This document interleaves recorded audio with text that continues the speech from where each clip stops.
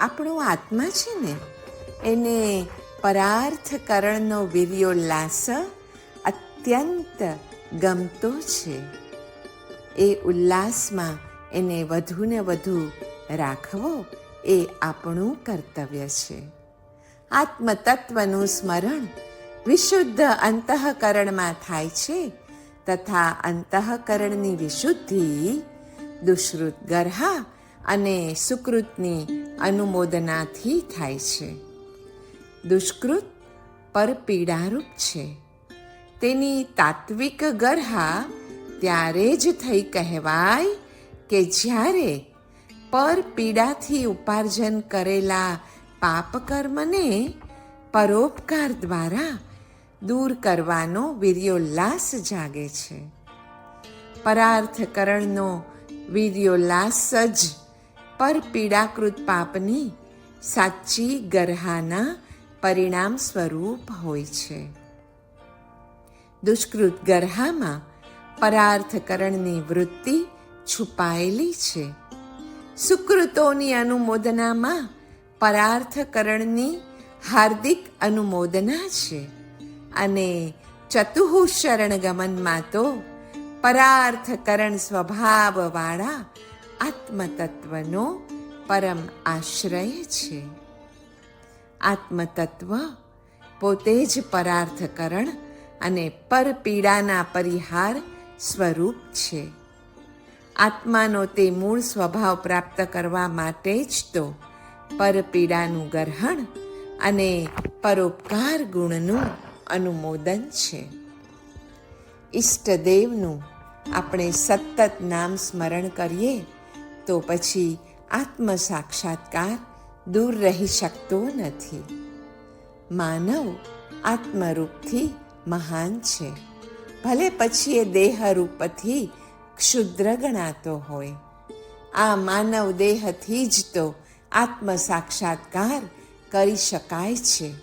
બીજી યોનિઓમાં એ ક્યાં શક્ય બનતું હોય છે? આત્મામાં જ તો રહેતા હોય છે ભાવશ્રુત અને દ્રવ્યશ્રુત જ્ઞાન. આત્મામાં થતી સ્વભાવ સન્મુખ દશા તે ભાવશ્રુત અને પરિપૂર્ણ આત્મદ્રવ્યને લક્ષ્યગત કરવા માટે અંદરને અંદર આપણે જે વિચારની શ્રેણી ચાલે છે ને એ દ્રવ્યશ્રુત એમ કહેવાય છે.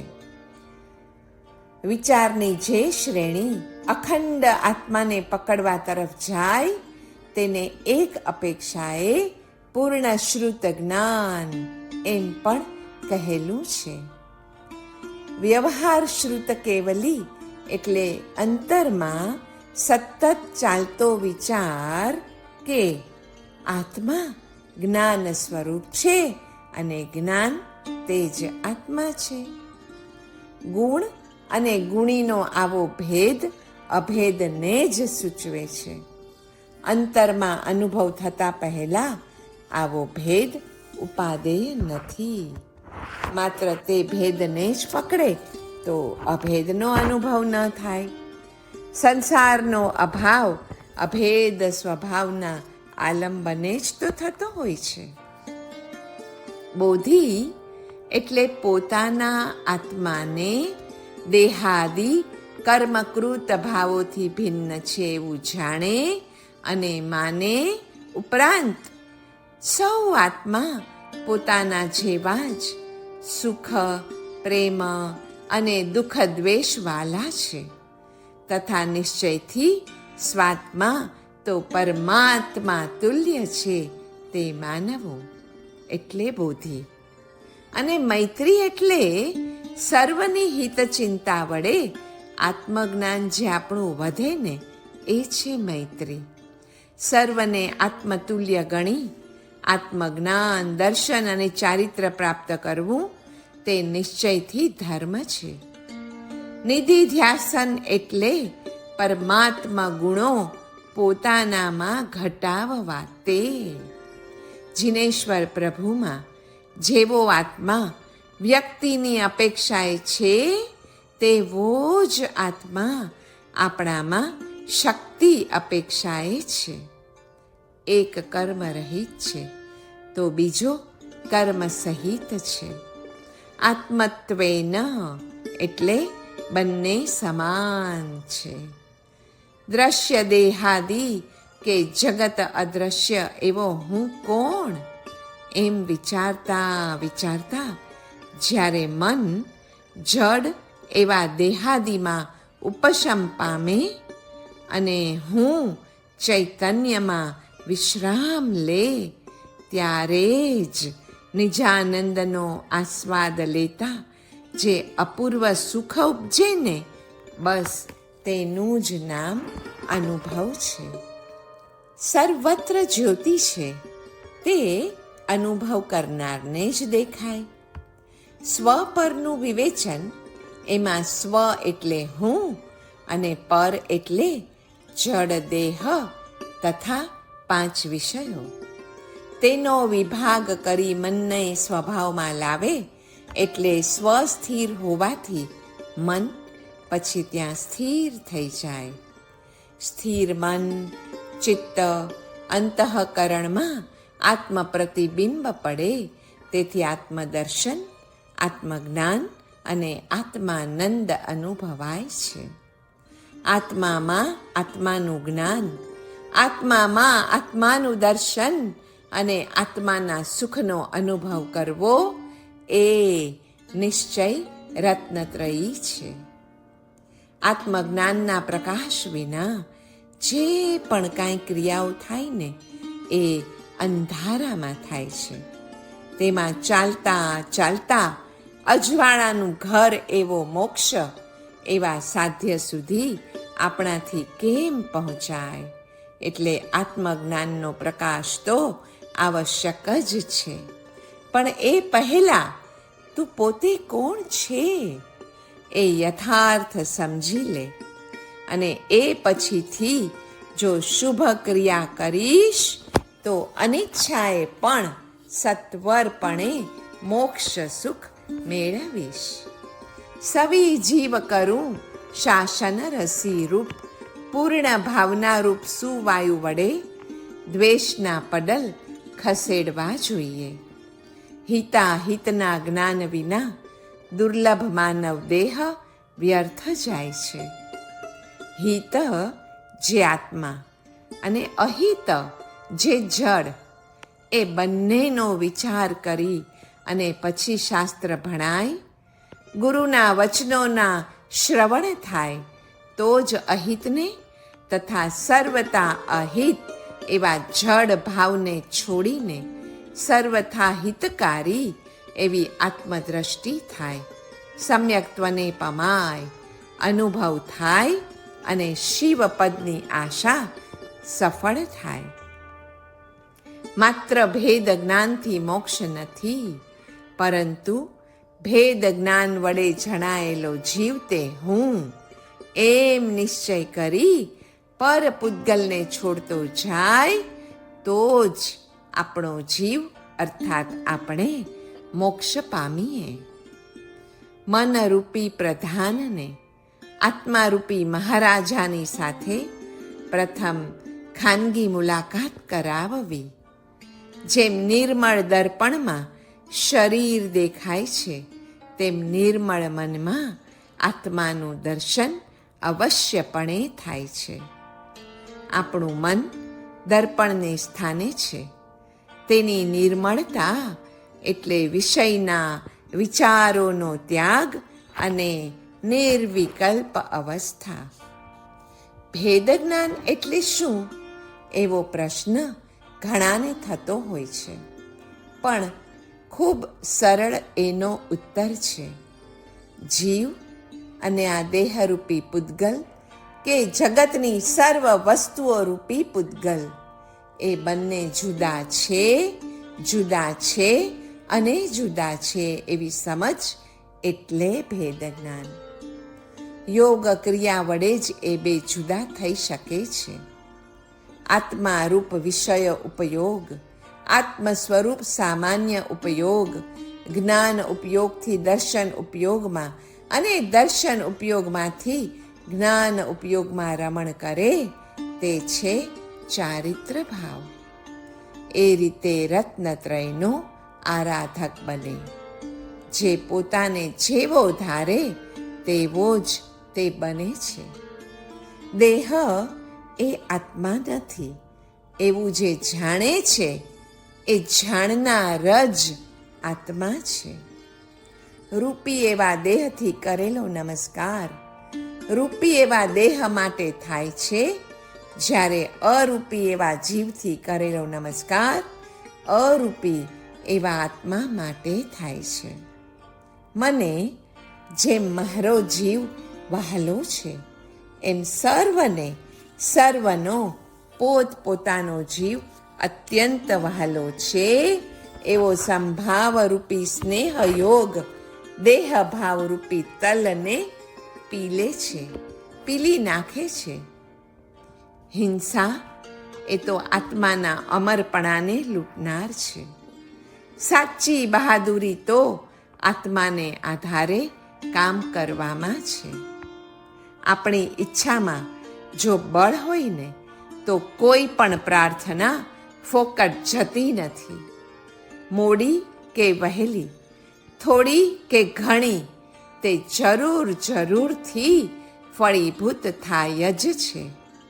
જો આત્માનું બળ અને પરમાત્માનો મહિમા સમજીને ઉત્તમમાં ઉત્તમ હેતુ લક્ષ્યમાં રાખીને જેવી રીતે કરવી જોઈએ તેવી રીતે આ પ્રાર્થના કરતી વખતે અંતરમાં જેટલું ઊંડું ઉતરવું જોઈએ તેટલું ઊંડું ઉતરીને જેટલી પવિત્રતા રાખવી જોઈએ તેટલી પવિત્રતા રાખીને પછી જો પ્રાર્થના કરવામાં આવે તો પ્રાર્થનાના બળથી આખા બ્રહ્માંડમાંથી જે ધારીએ ને તે અવશ્યપણે મેળવી શકાય છે.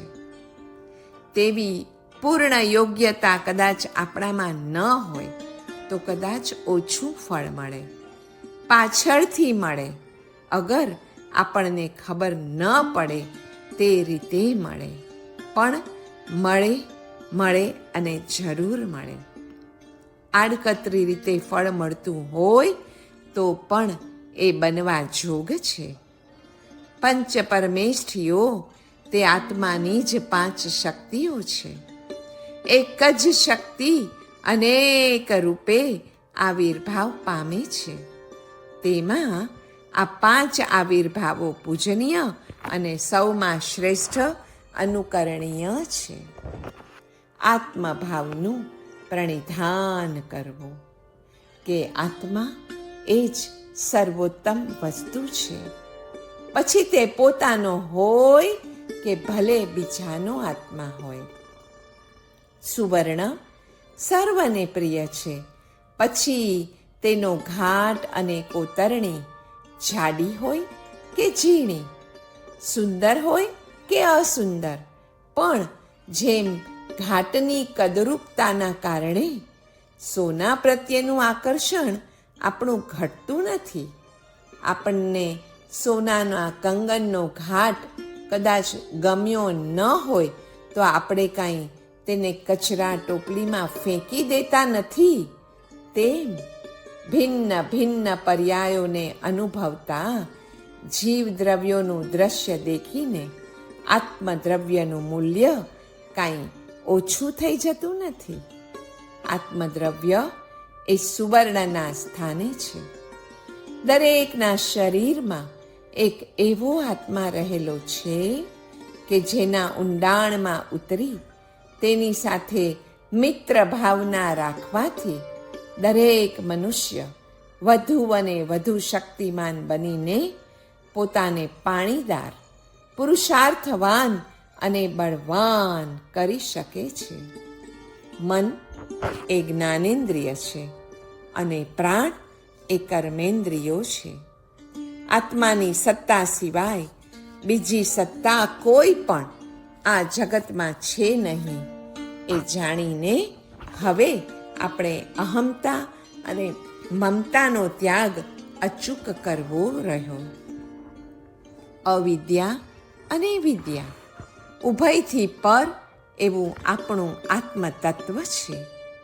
વિદ્યા અને અવિદ્યા ઉભયથી આત્મજ્ઞાન શ્રેષ્ઠ છે. આત્મજ્ઞાન વગરની એકાંત હાર્દિક સાધનામાં પણ પાર વગરના અંધારા છે. અનુભવમાં પરિણમ્યા વિના જ્ઞાનનું સાફલ્ય નથી. મને પોતાને જ હું જાણનારો કે ન જાણનારો એવું કેવી રીતે બની શકે? આત્મા શરીરમાં નહીં પણ વિચારમાં વસે છે. વિચાર રૂપી સરોવર વચ્ચે એ કમલની જેમ ખીલે છે અને કરમાય છે. વિચારો એ મંદિર છે અને આત્મા એ તેમાં બિરાજતા દેવ છે. ભાવ એ જગતની મૂડી છે. તેથી તે કેવળ પોતાને જ માટે વાપરવો એ જગતનો ગુન્હો છે. આપણને ખૂબ સરસ ભાવ આવ્યા હોય જિનાલયજીમાં પ્રભુના દર્શન પૂજા કરતા કરતા, તો માત્ર એ ભાવથી આપણું જ કલ્યાણ થાય એમ ન વિચારતા, હે પ્રભુ, આજે મેં જે ભાવથી આપની પૂજા કરી તેને કારણે શિવમસ્તુ સર્વ જગતઃ, જગતના સર્વ જીવોનું કલ્યાણ થાઓ તેવી ભાવના ભાવવી આવશ્યક છે. બીજાને જે ભાવ આપી શકતો નથી તે ભાવ દરિદ્ર, અભાવવાળો કે ભાવ શૂન્ય છે. પરને આત્મસમાન ન ગણે તે પોતે પોતાના ભાવથી જ હણાય છે. ક્રોધીની આંખમાં જેમ ક્રોધ જણાઈ આવે છે ને, તેમ આત્માને રૂપ નથી, છતાં પણ જ્ઞાની પુરુષની આંખમાં આત્મતેજની ઝાંખી આપણને થઈ જ શકે છે ને. એક પ્રશ્ન આવ્યો છે કે સામાયિકમાં આત્મા પ્રતીતિ કેવી રીતે થાય? તો એનો ઉત્તર એ છે કે નૈષેધિક રીતે કે નેગેટિવલી જોતા શરીર રૂપી ખોખામાં આત્મા હોય ત્યારે અને ન હોય ત્યારે કેવી કેવી સ્થિતિ થાય છે તે તપાસવી. ચામડીમાં ચળકાટ અને શ્યામતા એ અનુક્રમે જીવના અસ્તિત્વ અને અનસ્તિત્વને આભારી છે. વિધાયક દ્રષ્ટિએ કે પોઝિટિવલી જોતા સ્વપ્નમાં મહેલ વગેરે આપણને દેખાય છે. આંખો બંધ છે, અંદર અંધારું છે, દીવો પણ નથી, છતાંય ભાઈ બધું સાથી દેખાયું. બસ એ જ છે આત્માનો પ્રકાશ. સૂર્યના પ્રકાશમાં પણ આત્મા જ પ્રકાશ આપે છે. નિદ્રા વખતે અંધારું જ છે. જાગૃત, સ્વપ્ન કે સુષુપ્તિ એ ત્રણેય અવસ્થાને ભેદીને રહેલો આત્માનો પ્રકાશ કદી પણ બુઝાતો નથી. હા, તેના ઉપર મોહના આવરણો, કશાયના વાદળો, કર્મરૂપી સર્પના દંશથી મૂર્છાઓ આવે છે. હા, કિંતુ જ્યારે આત્મા પોતાનું ખરું સ્વરૂપ સમજીને પોતાનું બળ દેખે છે ને, ત્યારે કર્મ, કશાય કે મોહને હઠી જ જવું પડે છે. આવી પ્રતીતિ સામાયિકમાં સમતામાં થાય છે. એટલે જ કહ્યું છે કે સામાયિક એટલે આત્મા.